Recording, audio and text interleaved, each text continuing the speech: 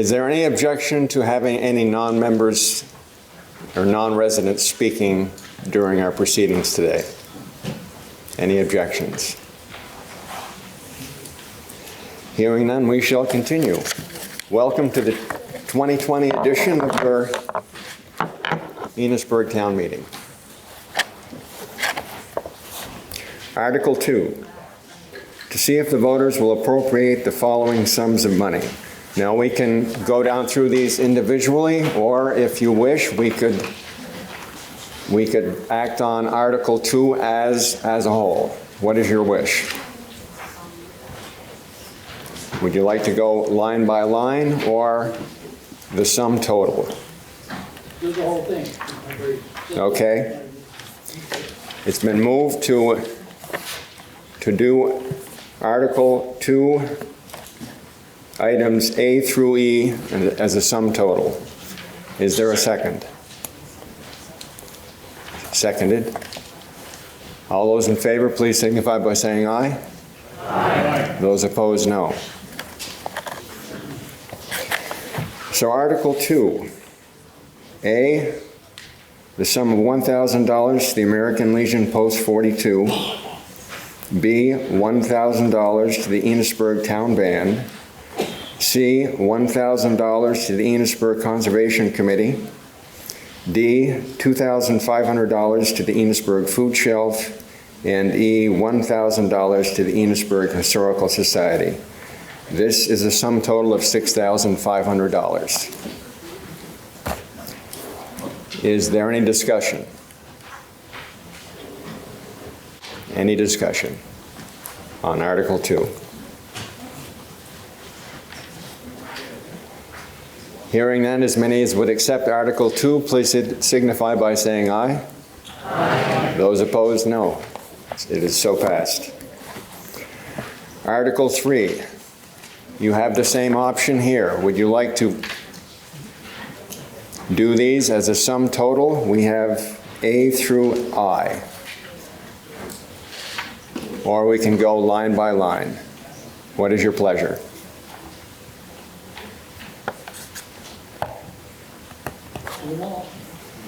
It's been moved to do the sum total. Is there a second? And seconded. Thank you. All right, Article 3. To see if the voters will appropriate the all those in favor of accepting the proposal to do all of them together, please signify by saying aye. Aye.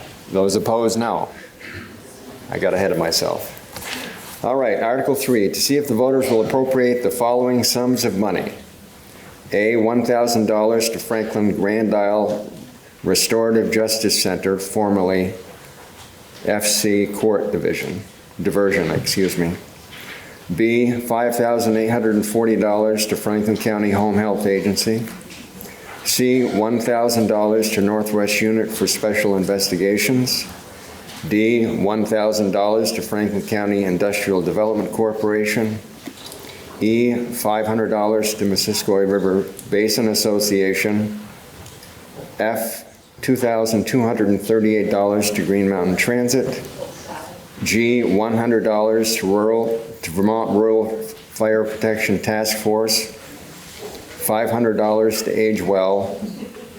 And $150 to Green Up Vermont. The sum total of all of these together is $12,328. Any discussion on any of these articles within, or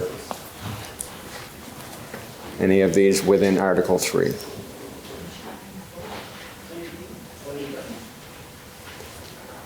Any discussion?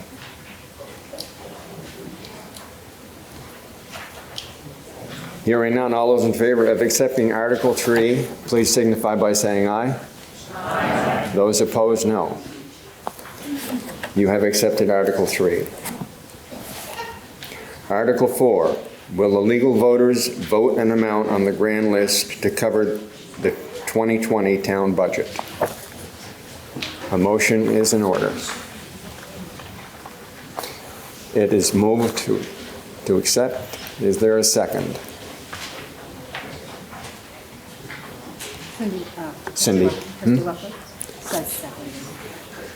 Christie's second. Okay, thank you.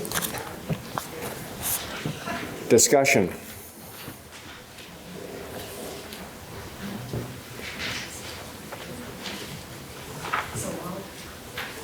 Any questions on the grand list?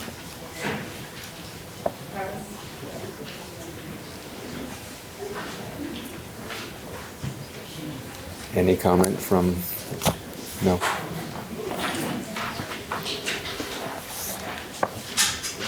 Questions on the grand list?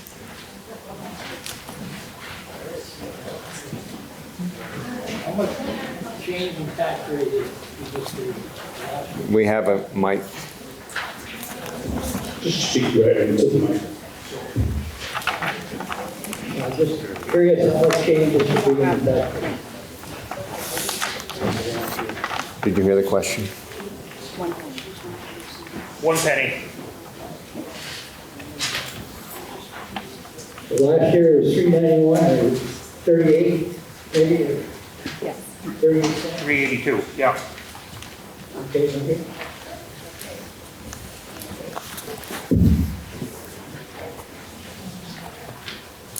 Further questions concerning the grand list?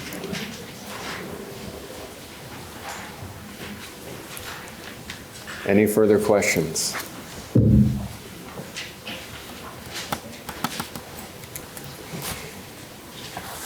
Hearing none, as many as will accept Article 4, please signify by saying aye. Aye. Those opposed, no. You have accepted Article 4. Article 5, to transact any non-binding business thought proper when met. Does anyone have anything that they would like to share with us today? Questions, comments?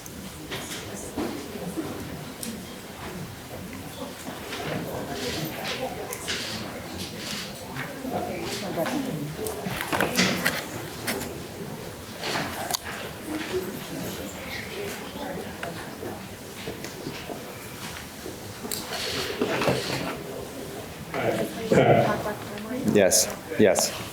I'd like to ask if any of the board members want to speak to the acquisition of the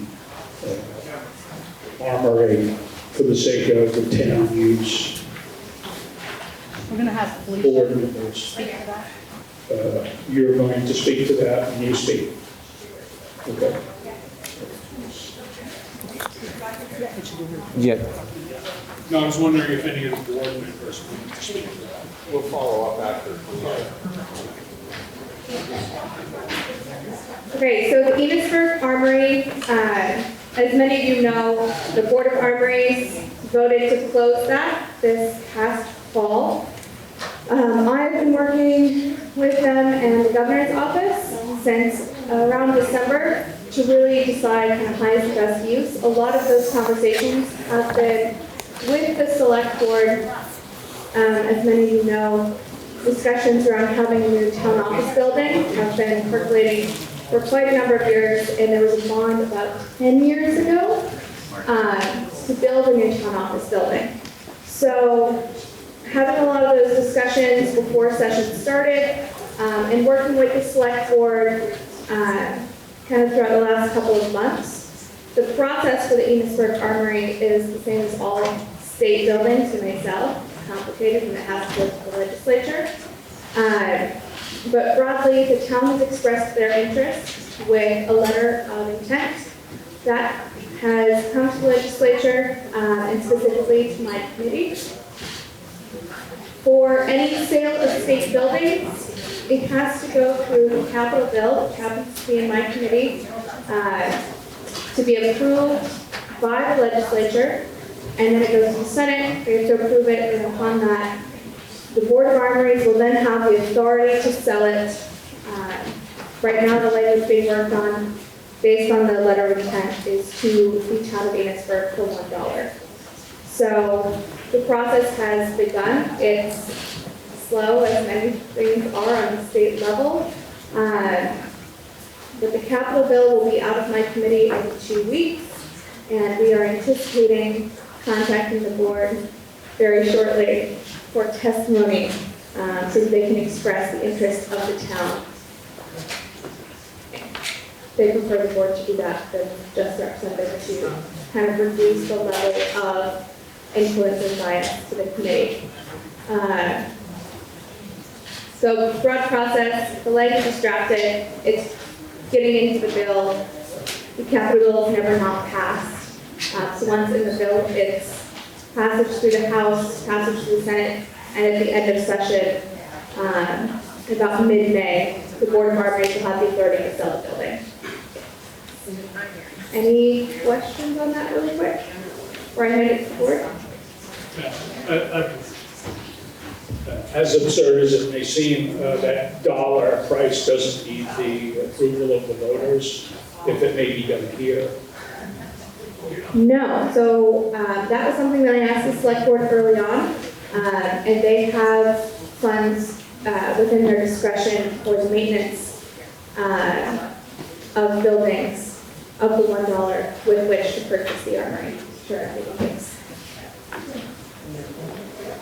Anything else, or I'll pass it up to the board and they can kind of speak on it from there. You have a mic right there.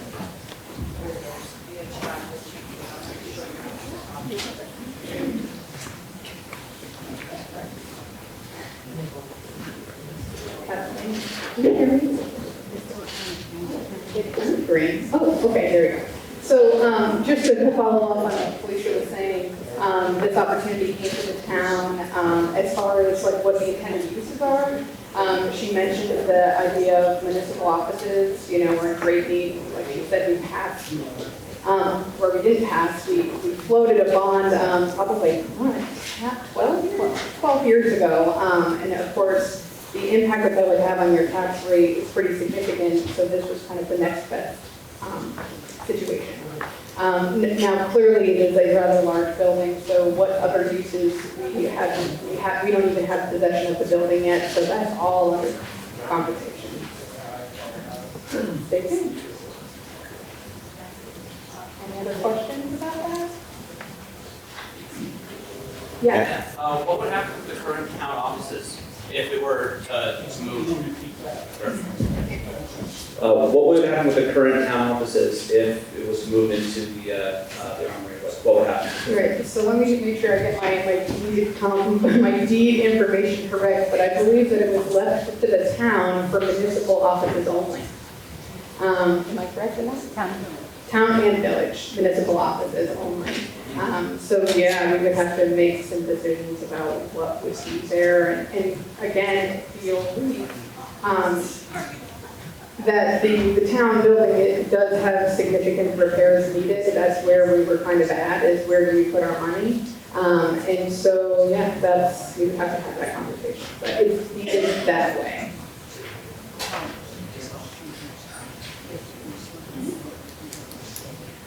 Oh, if we were to sell it, it would revert back to the heirs. Who left it to us? I don't know who that is. I'm sure some of you do.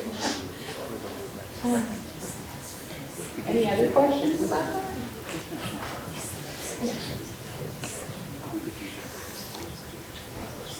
Any further questions? Yes, Linda. My question would be, the heirs, are there any living heirs still available? Are they still here in our community? 18 years ago, they were in different states. So there are still living heirs to them? They were older gentlemen at the time. I don't know if they're still alive.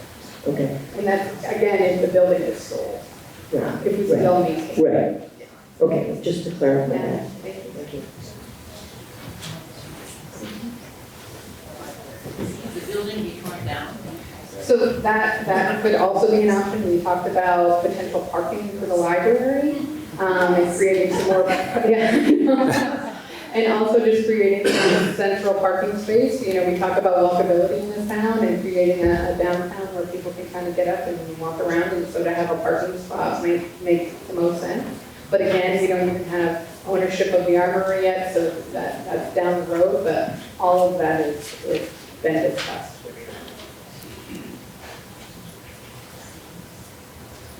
They're suggesting that the building be raised and parking be put there. Pardon me? You're just discussing the fact that the building might be raised and a parking lot. Out of the Or law, golf still park space. possibilities that could be one for sure. Any other questions? Any further questions? At this time, I would invite Representative Lefter to come up and give us a legislative update. Yeah, actually, Dennis Williams is raising his hand. Excuse me? Dennis Williams up there wants to speak. Oh, I'm sorry, Dennis, yes. Dan? did you- Dan? I think I can speak loud enough.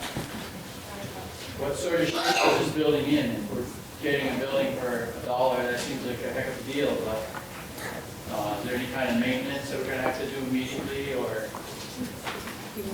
Yeah. We can figure it out in a minute. Yeah, nothing like that. So that's a great question. The armory has been really meticulously maintained and very well taken care of. It was built in 1957, and it has lead remediation done every single year because the JRTC has the ability to use that as a range for their pellet marksmanship. So pellets are made out of lead. They do lead cleaning every year. I'm sure there is some asbestos in the building, but the military has much stricter workforce safety requirements than actually most of our state agencies. And after the tour that was held on the 10th of February, we saw that the building had been converted to natural gas for all of its heat. Any asbestos that was there already wrapped.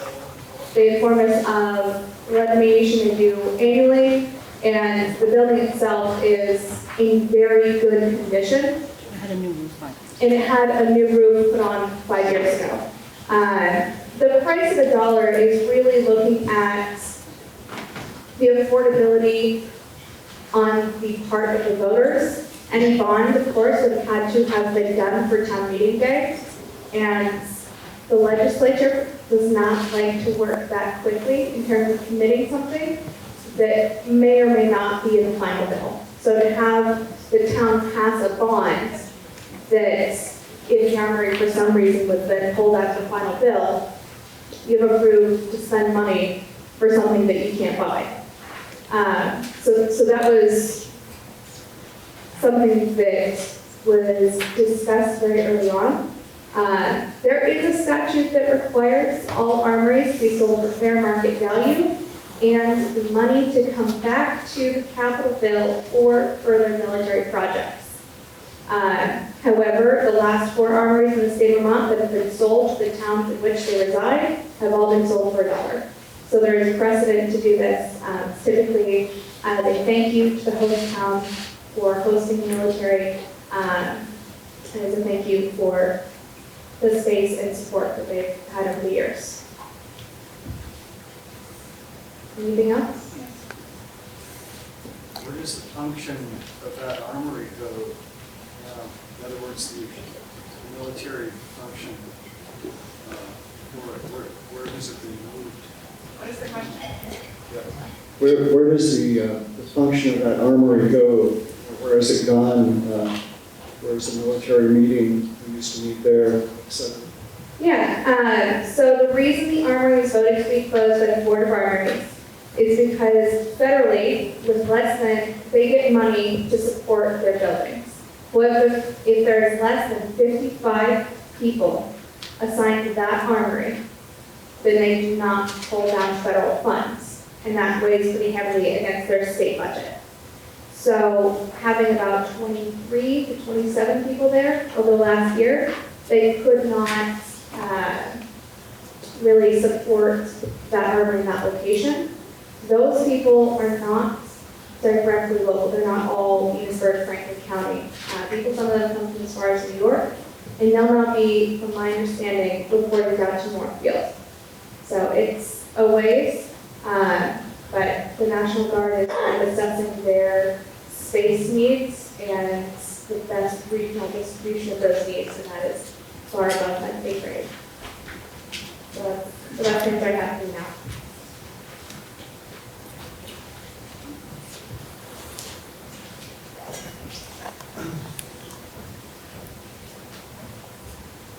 Hi, so I realize it's the early stages of planning because it's not a done deal yet. But what is the plan for if the armory should be sold to us? For moving forward with the project, it's a big building, it'd be more than municipal offices most likely. Is it going to be, are you planning on making decisions within the select board during meetings and residents can go to meetings, or is there possibly going to be larger community conversations about it?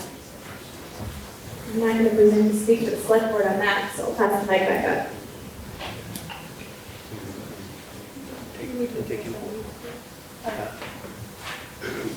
So our kind of vision is that at first we have to get in there and see what kind of space, if it was a municipal building, what we would need to hold daily functions, I guess.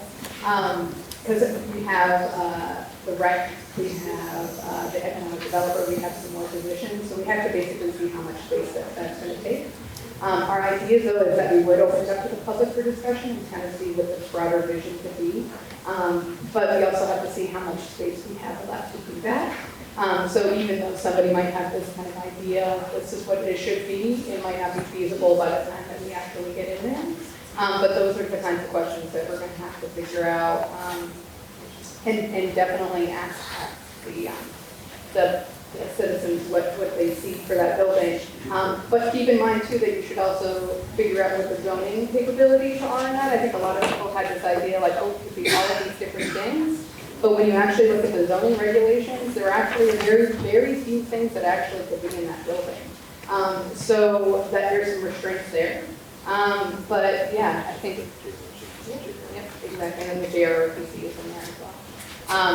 So yeah, I would say that we would definitely have some public hearings.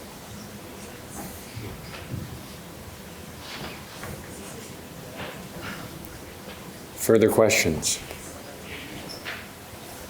Could you tell us what the potentials are for building, or what it would be like? Again, we don't even own the building yet, but we did. This is kind of where we were thinking is that, like I said, we have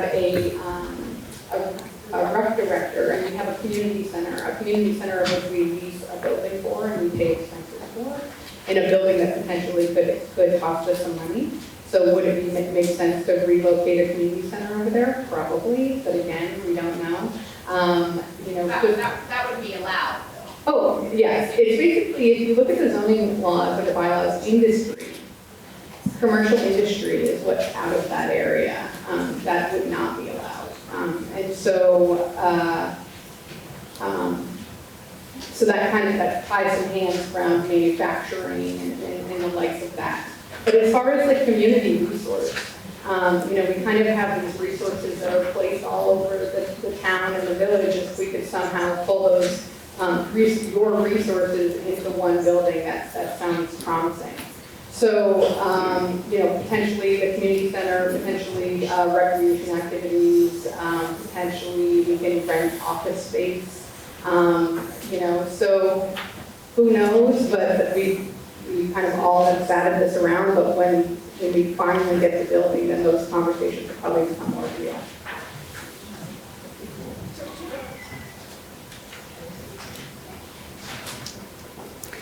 Any other questions?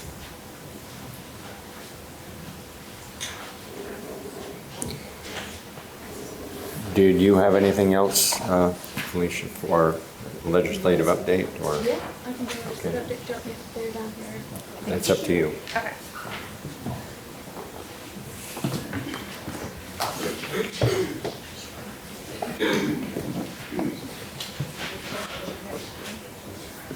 Good morning. Oh, is this on? What's green? There we go. It's in green. Good morning, everybody.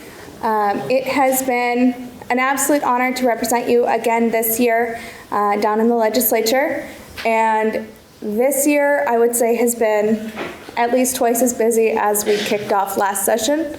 As you all know, last session ended pretty abruptly with a lot of unfinished business on the table. So the House had passed certain bills, the Senate had not. And we took a lot of those up at the beginning of this session. So the two, kind of right off the bat, for the veto vote, either to override or sustain, was the paid family leave and minimum wage. Paid family leave was H107, and we took that up. It was on the calendar first week we were back. I think the vote was the second week. That was for a mandatory program, and it was an estimated $30 million payroll tax. There was a couple points on that I couldn't support, even though I do support a paid family leave program in Vermont, primarily in that it would require everybody to pay into it, even if you could not use it. So that included retirees, people who are underemployed. It set an income threshold you had to meet before you could take any payment out of the program. And if you broke out the payroll tax to an individual, it was between $500 and $700 is what Joint Fiscal Office gave us for an estimate per person per year. And we have an alternative proposal that's being put in place right now, which is a voluntary opt-in program, which to each individual is about $300 a year. And that we can expect to see at the end of May, once the budget passes. There's an RFP that is going out to request independent insurance companies to give us a bid for running that program. So I stand firmly behind the governor's proposal. It includes people who are self-employed, any entrepreneurs, anybody who's underemployed, and allows that flexibility for those of us who would like to opt into that program versus mandating everybody be in without access to the benefits. So I voted no initially on the bill, and then again, I voted to sustain the governor's veto, and that veto was sustained by one vote. So looking forward to May, we'll see a voluntary program come forward, and speaking to a lot of you through email and social media and on the phone, that seemed to be your preference. So as always, my votes are for you. That was that veto vote. On minimum wage, we already had an annually increasing minimum wage. It went up this January to $10.96, I believe. And it increased by the cost of the consumer price index. So basically the cost of inflation, or 5%, whichever was less. This bill was to ratchet that up to $11.75 this January coming, and then to $12.55 the following January, and then keep that annual increase. This echoes of the first draft of the minimum wage bill back in 2014 when it was passed, and the reason it was toned down was because it was seen that without making regional pockets of minimum wage similar to what New York has done, we would be really adversely affecting our rural areas and our small towns, and really anybody outside of that Chittenden County shadow didn't have the ability to sustain that raise.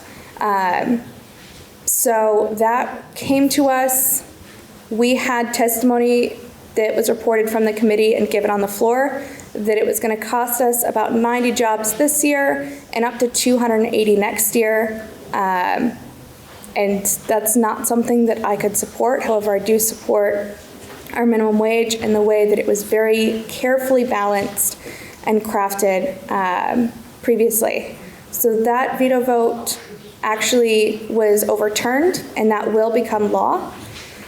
Other things we've done on the floor was the Global Warming Solutions Act. That is a nice long title for keeping us in compliance with the Paris Accord. Even though the United States pulled out of that, Vermont is one of the 32 states that stayed in. We already had in law our goals set, so 25% reduction on our 1990 emissions by 2025. This could have been very similar to clean water, in which we assigned a commission to work with the relative agency to go out and develop a plan for us to meet these goals, come back to the legislature, we approve that plan and funding. This, however, did not offer a chance for that plan to be brought back to the legislature for approval. It just said this 22-person commission and the Agency of Natural Resources shall develop a plan, and then the legislature shall fund it. So I did not support that. I'm working with the Senate to really put in the language that failed on the House floor, which is to bring the plan back for approval. Other bills that have taken this approach of not coming back to the legislature for approval would be Act 46, as a really poignant reminder that taking your guys' voice out of the conversation can be really detrimental, even if it seems like a good idea to those that crafted it. So I voted initially on this, and I did explain my vote in that I would like to support what we as a state have agreed to. However, taking the voice of Vermonters out of that conversation to approve the plan is not something I will support. So again, working with the Senate on that. There's been a couple other pretty big bills. Cannabis was legalized for commercial growing and retail through S54, which passed this past week. It had quite a few floor amendments to it, as well as being percolating for about a year and a half. And this bill would cap the THC allowed in retail marijuana. It would set 5 different tiers of permits for those who want to grow it for retail sale, and set a 20% tax, so 14% excise, 6% sale. It was a pretty hefty bill, so I'm not going to bore you to tears going through each line, but I do have my update both on my website, social media, and in our local papers on that, and I'm happy to take any calls on it after the fact. It also took, through a floor amendment, a pretty harsh approach to advertising, in that has already been struck down in district courts out west as unconstitutional by banning all advertising related to cannabis, which marches on First Amendment issues. And it still allowed individual growing, so your 6 plants, 2 mature, 4 immature. I understand there was a lot of work that went into it. I generally take the approach that we don't cling to a mistake just because we spent a long time making it.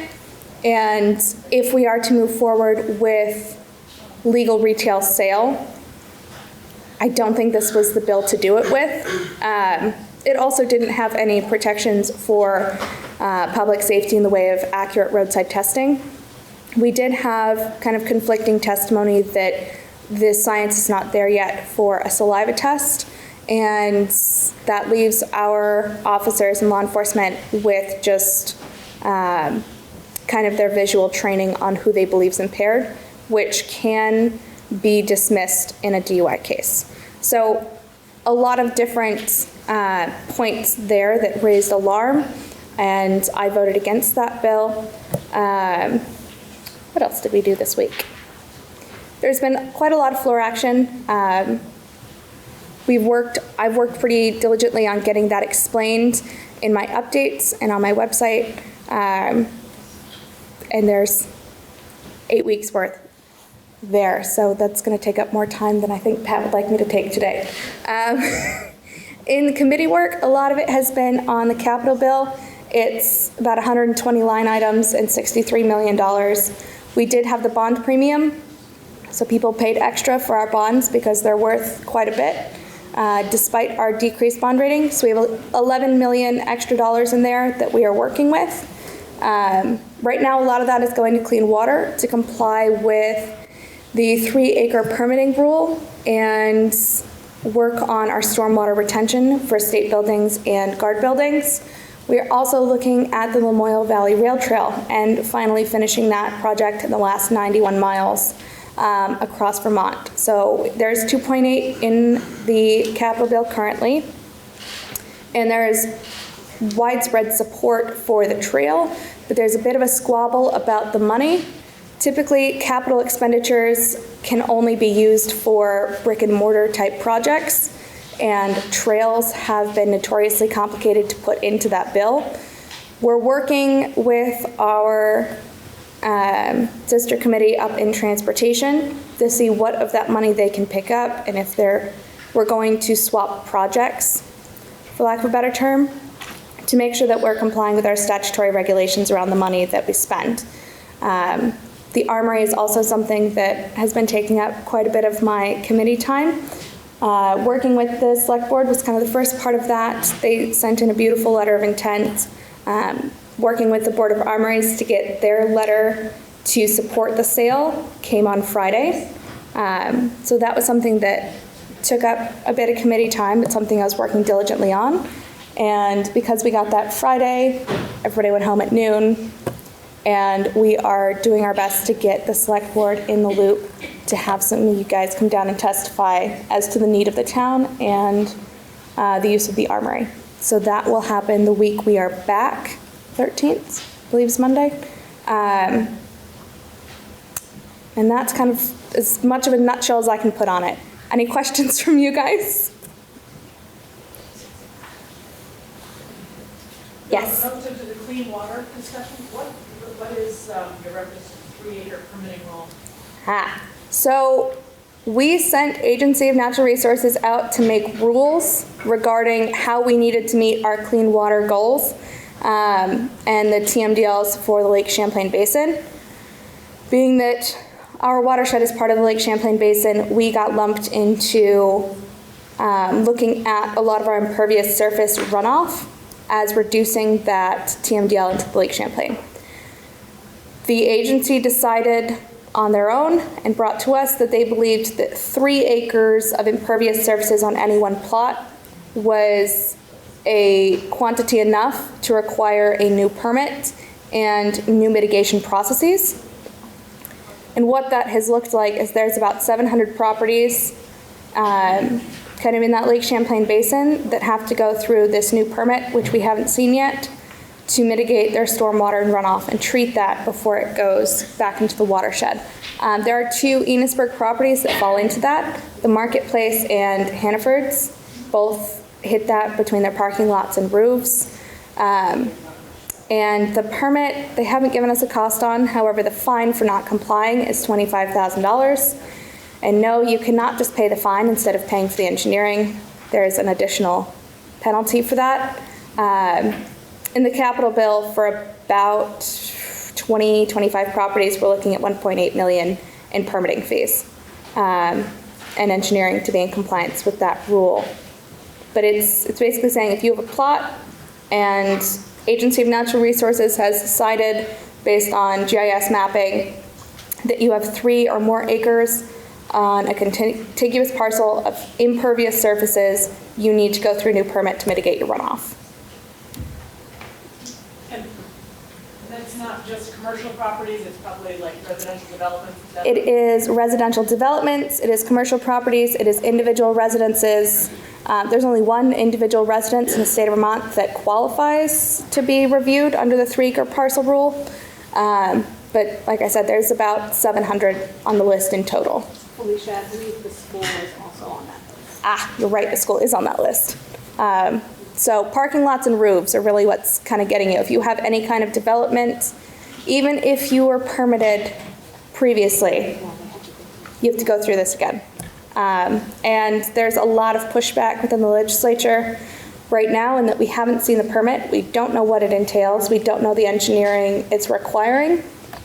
But the timeline, you have to have your permit submitted by 2021.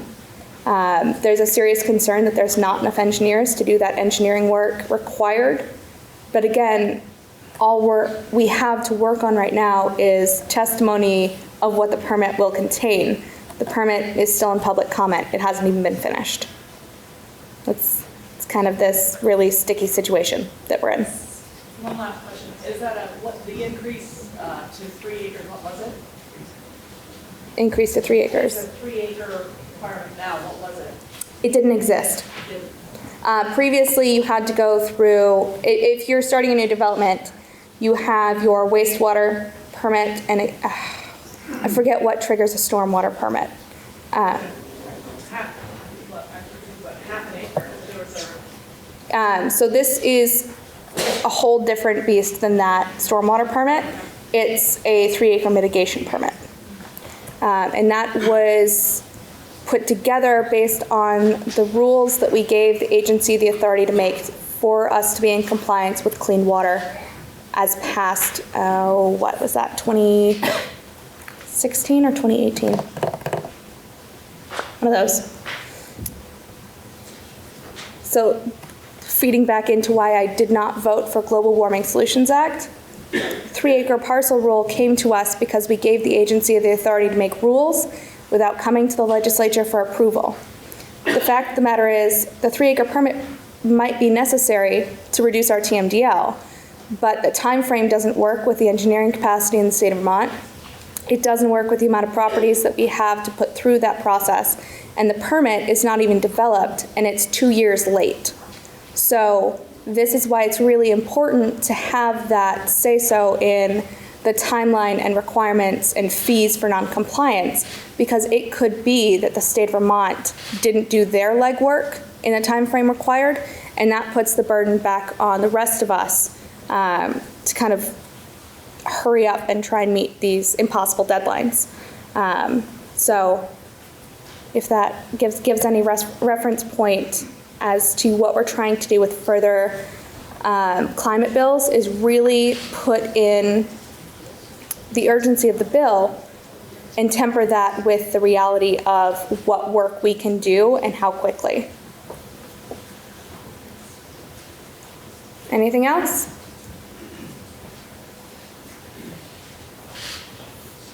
Have all affected property owners been notified of this requirement?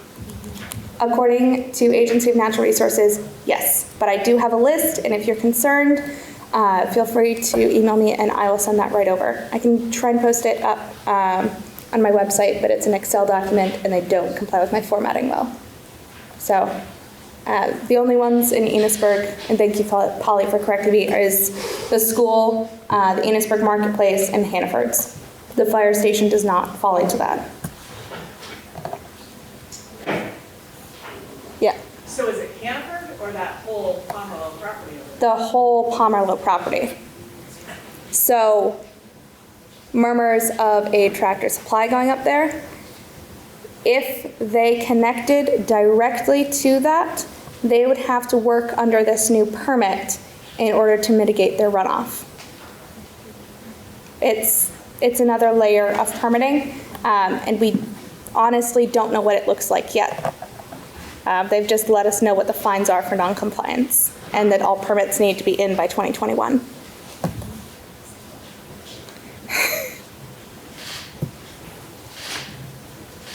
Thank you guys so much.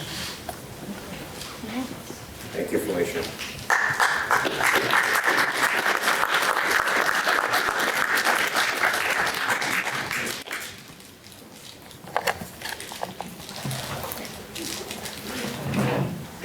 Any other non-binding business at this time? Any other non-binding business? I don't know if this is the appropriate place for this, but I'm just so in awe of the work that the road crews have been doing on our roads. They have been gorgeous with all this file variety gas, so I want to say thank you. I don't know if they're here, but these guys, I don't know. Now is definitely an appropriate time.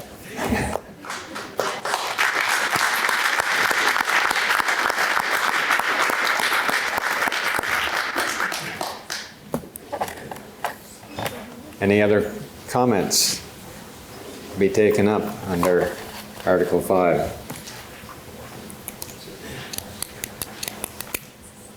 Well, hearing none, we will recess for 5 minutes, and then we shall come back and tackle the road district portion of today's business. And during voting for the road district, village members are allowed to be in attendance, but do not have a vote on Article 1. So, a 5-minute recess, and we'll be right back.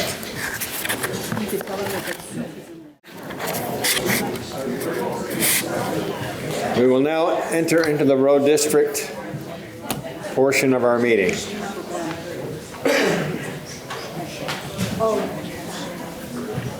Article 1, will the legal voters of the town road district authorize the select board to vote an amount on the grand list to cover the 2020 town road district budget? A motion is in order.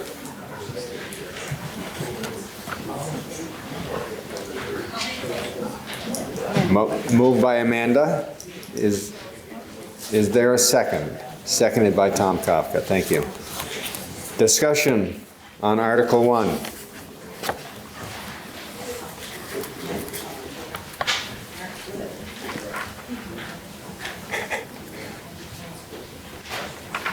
Any discussion on Article 1?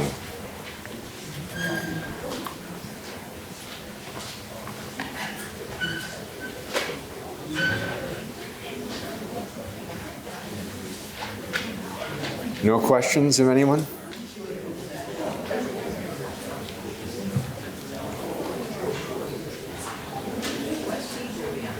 Going once, going twice. Page 3.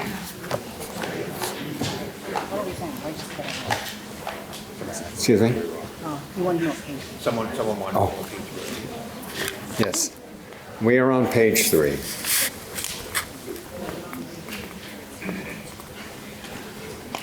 Hearing no questions from the body, all those in favor of accepting Article 1 as written, please signify by saying aye.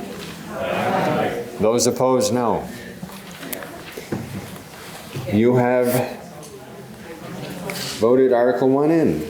Article 3, to transact any other non-binding business thought proper when met.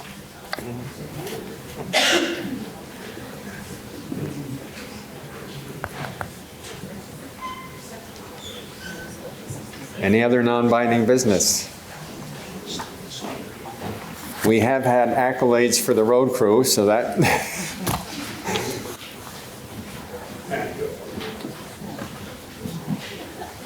Yes.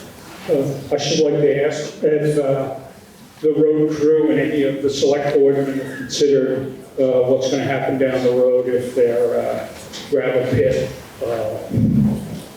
just completely peters out. Is it possible to approach someone who's in the town who has a pit on their property and line that up so that they're not driven into too much cost going and driving too far to get a replacement for all that? And, you know, what is the state of, their answer to me was once that they're not really sure. I don't know if you know otherwise how long it will last. Would the select board like to?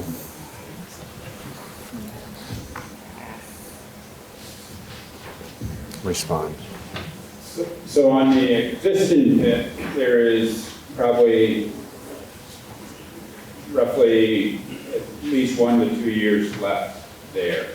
I know Joey has been looking at other possibilities, I know. I don't know exactly what they all are, but I know he has been looking, and that's something, part of our planning we need to work on for the next year. Thank you. Any other questions? Any further questions? Comments?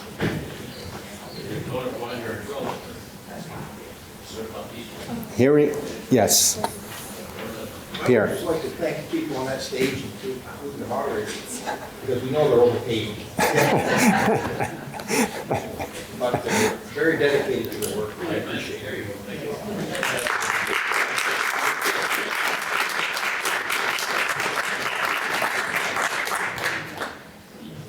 Thank you for that. And, I'm sorry, I wanted Thank you for that. I just wanted to take a minute to introduce Sean Kayo, who's in the back, if you want to wait, Sean. He is our new economic developer and grant writer. And so he started the job in December, just a few months ago, but some of the work he's done has been really inspiring.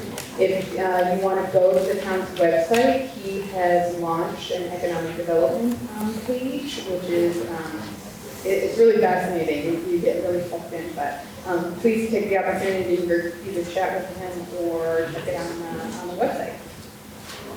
Yeah. Is he open to talking to us?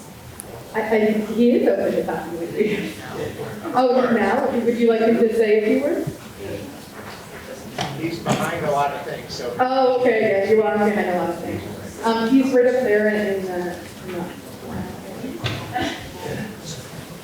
Sean, you want to just say a few things of what you've been working on? Or did you have some particular questions? It's like, no, a little bit about.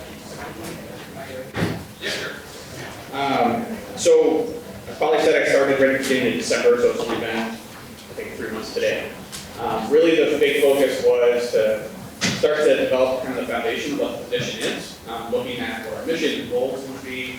I've been really active at getting out in the community. There's probably a number of folks right here in the room that I've met with, meeting with all the local organizations, business owners, just community advocates, people who care. And I've met with them and I've heard their piece and what they think about the community and what they think the future of the community should be. And we've been working on developing kind of a more structured approach to how we apply and manage insurance. And that's something we're still looking at. We're looking at introducing some new tools to help us be a little more successful in the future. And I'll mention the website. The website got launched last Friday. So that has really was a culmination of all the resource gathering and information I've collected. On there, there's a comprehensive list of grants and funding opportunities for local organizations. There's resources for businesses. There's an interactive map that shows all of the commercial properties and land development that's possible for opportunities here. So I went around and literally drove to town and met with tons of folks and just tried to collect all that information to make it a little more available to folks locally as well as outsiders who want to consider Enosburg as a possible opportunity. So that's available on the website. There's lots of information on there. I did bring some cards. If anyone wants to get a hold of me and have a conversation, I'm open to that. I'm pretty much widely available, so feel free to reach out anytime. Any questions? Any questions of Sean?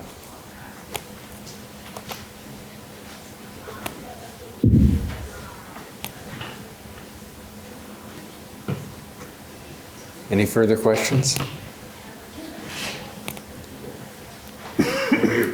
Yes.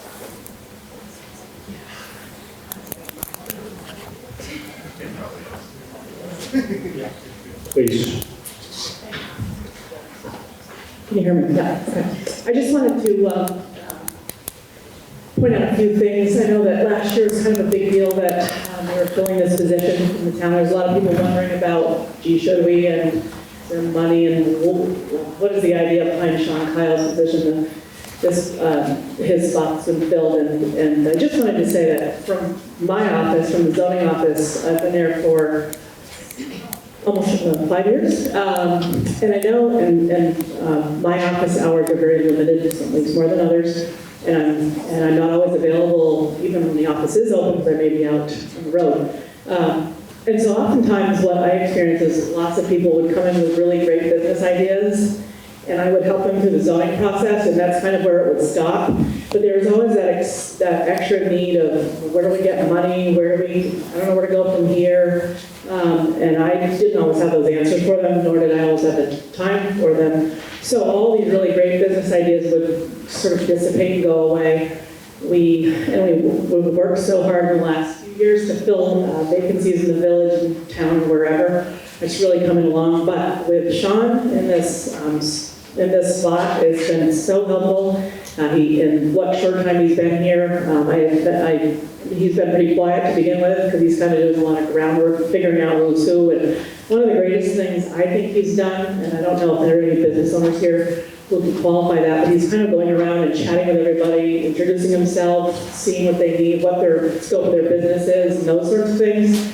Maybe what their future growth plans are, et cetera. He's in this position to help those people. We didn't have that before. It's enormously helpful. There's so many grants available out there. He can help with all those things. I'm sort of reiterating some of the things he said, but I, from my office, wanted to say that it doesn't seem to be like a dead end after they leave my office anymore, which is really helpful. And I hope that everybody kind of understands that when you're not in the middle of it, it's easy to not really know all of this. And for those people that have been at a dead end with businesses and stuff and just don't know where to do it, it's a lot of money to start a business. And he's such a great resource for that. He's really savvy with IT stuff, with this website he has is incredible.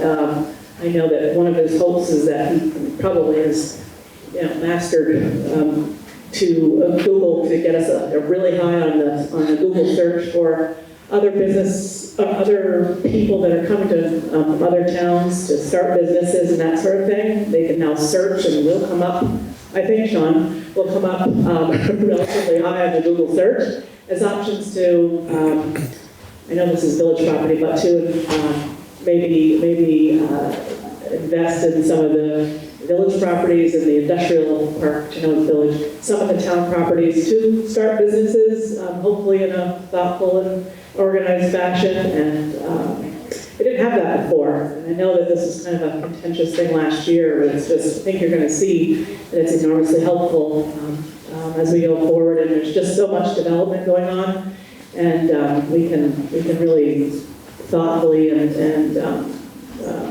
move forward in a really organized fashion. So hopefully everybody is able to take advantage of his services and can understand why he's really there. Thanks. Thank you. Thank you for the input, Angie.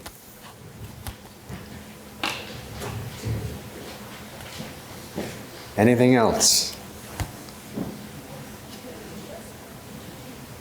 Any other questions or comments at this time? Well, I will point out that there is a lunch in the cafeteria this afternoon, and everyone is welcome to attend. All kinds of good food, and it's a lovely day out there, so take advantage. Anything else to take place? Hearing nothing, I'd entertain a motion to adjourn. Move to adjourn. Been moved and seconded. All those in favor, please signify by saying aye. Aye. Those opposed, no. We are adjourned. Thank you very much.